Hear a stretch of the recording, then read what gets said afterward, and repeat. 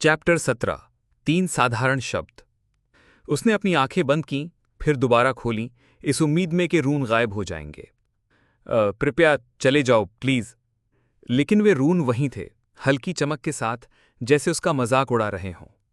दोष, निर्दोष अंतरात्मा। दोष का वर्णन, तुम झूठ नहीं बोल सकते। सनी इन तीन साधारण शब्दों को देखता रह गया, जैसे उसके पैरों के नीचे एक अथाह खाई खुल गई हो। जो स्पेल आमतौर पर मजाकिया और उलझाने वाला होता था, उसने इस बार सीधा वार किया था। सिर्फ तीन शब्द, पर कोई चारा नहीं छोड़ा। झूठ नहीं बोल सकता? मैं कैसे जीऊंगा अगर मैं झूठ नहीं बोल सकता? सन्नी का तो पूरा जीवन ही दूसरों को धोखा देने और चकमा देने की क्षमता पर टिका था। खुद स्पेल ने भी उसकी चालाकी की तारीफ की थी। अब अगर वो झूठ ना बोल पाए तो वो कुछ भी कैसे हासिल करेगा? और सबसे भयानक बात, उसका दिल एकदम रुकने जैसा महसूस हुआ। अगर वो केवल सच ही बोल सकता था तो वो अपना सच्चा नाम कैसे छुपाएगा? क्या कोई भी उससे दो तीन सवाल करके उसे आज्ञाकारी गुलाम बना सकता है? वो चिल्लाने और गालियां देने ही वाला था कि स्पेल फिर से बोला, जागो, रोशनी से भटके हुए। काली शून्यता घूमती हुई गायब हो गई। अध्याय 17 तीन साधारण शब्द। उसने अपनी आंखें बंद की, फिर दोबारा खोली, इस उम्मीद में कि रून गायब हो जाएंगे। कृपया चले जाओ प्लीज। लेकिन वे रून वहीं थे, हल्की चमक के साथ, जैसे उसका मजाक उड़ा रहे हों। दोष, निर्दोष अंतरात्मा। दोष का वर्णन, तुम झूठ नहीं बोल सकते। सनी इन तीन साधारण शब्दों को देखता रह गया, जैसे उसके पैरों के नीचे एक अथाह खाई खुल गई हो। जो स्पेल आमतौर पर मजाकिया और उलझाने वाला होता था, उसने इस बार सीधा वार किया था। सिर्फ तीन शब्द, पर कोई चारा नहीं छोड़ा। झूठ नहीं बोल सकता? मैं कैसे जीऊंगा अगर मैं झूठ नहीं बोल सकता? सनी का तो पूरा जीवन ही दूसरों को धोखा देने और चकमा देने की क्षमता पर टिका था। खुद स्पेल ने भी उसकी चालाकी की तारीफ की थी। अब अगर वो झूठ ना बोल पाए तो वो कुछ भी कैसे हासिल करेगा? और सबसे भयानक बात, उसका दिल एकदम रुकने जैसा महसूस हुआ। अगर वो केवल सच ही बोल सकता था तो वो अपना सच्चा नाम कैसे छुपाएगा? क्या कोई भी उससे दो तीन सवाल करके उसे आज्ञाकारी गुलाम बना सकता है? वो चिल्लाने और गालियां देने ही वाला था कि स्पेल फिर से बोला, जागो, रोशनी से भटके हुए। काली शून्यता घूमती हुई गायब हो गई। अध्याय 17 तीन साधारण शब्द। वेरबिस्थानिया अवेकेंड चोतिल के साथ तूर और क्रे हो गए हैं।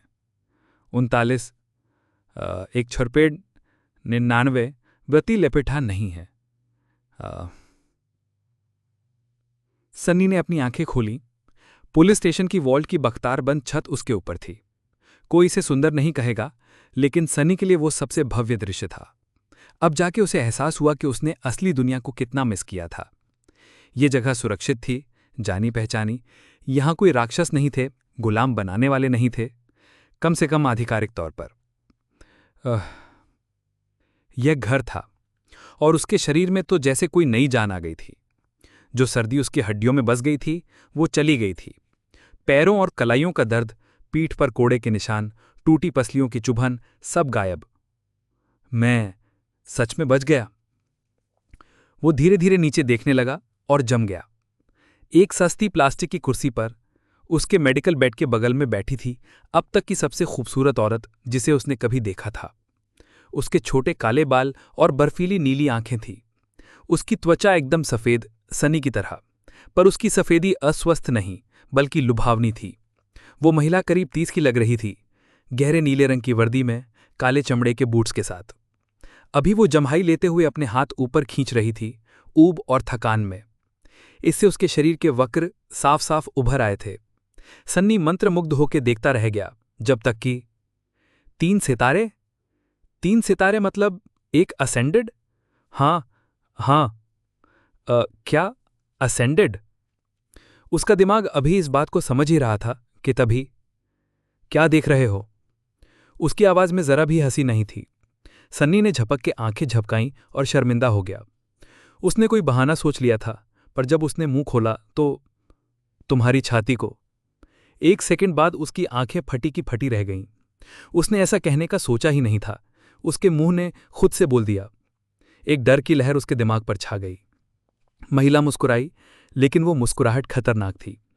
फिर बिना चेतावनी के उसने हाथ उठाया और सन्नी के गाल पर एक जोरदार थप्पड़ जड़ दिया। सन्नी का पूरा शरीर एक तरफ घूम गया। अगर उसे बैट से बांधा ना गया होता तो शायद वो नीचे गिर जाता। कुछ पल के लिए उसे तारें नजर आईं, लेकिन ये तो फिर भी सस्ता दंड था।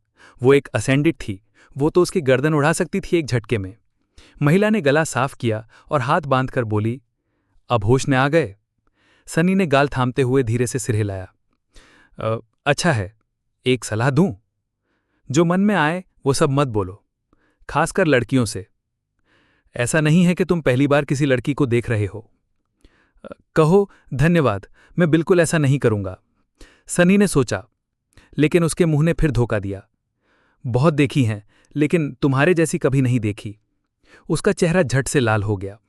महिला कुछ पल उसे घूरती रही, फिर जोर से हंस पड़ी। लगता है तुमने बहुत से अवेकेंड नहीं देखे हैं।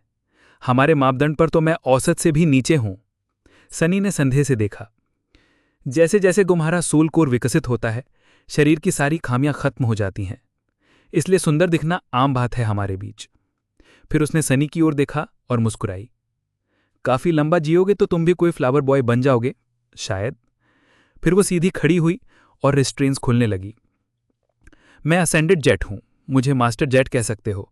इन पिछले 3 दिनों से मैं तुम्हारी नाइटमेयर की निगरानी पर थी। सनी ने मुश्किल से खुद को बोलने से रोका, लेकिन एक सवाल पूछना जरूरी था। Master jet? मास्टर को निगरानी ड्यूटी पर क्यों रखा गया है? तुम उम्मीद से ज्यादा समझदार हो। इस इलाके में हाल ही में कई गेट्स खुले हैं। ज्यादातर स्थानीय अवेकेंड घायल हैं, व्यस्त हैं या मारे गए हैं। और वैसे भी कम ही अवेकेंड हैं जो सरकारी नौकरी करते हैं। यह कम आमदनी और कम शोहरत वाला रास्ता है। क्या तुम पैसा और नाम छोड़कर ऐसी नौकरी करोगे जहां जान भी जा सकती है और कोई तारीफ भी नहीं? सन्नी कुछ तारीफ करना चाहता था, लेकिन उसकी जबान ने फिर धोखा दिया। बिल्कुल नहीं, मैं पागल नहीं हूं। इस दोष को जला दूं मैं? महिला ने गहरी नजर से देखा। सन्नी को लगा फिर थप्पड़ पड़ेगा, लेकिन जेट मुस्कुराई। देखा, मैं सही थी, तुम वाकई में समझदार हो।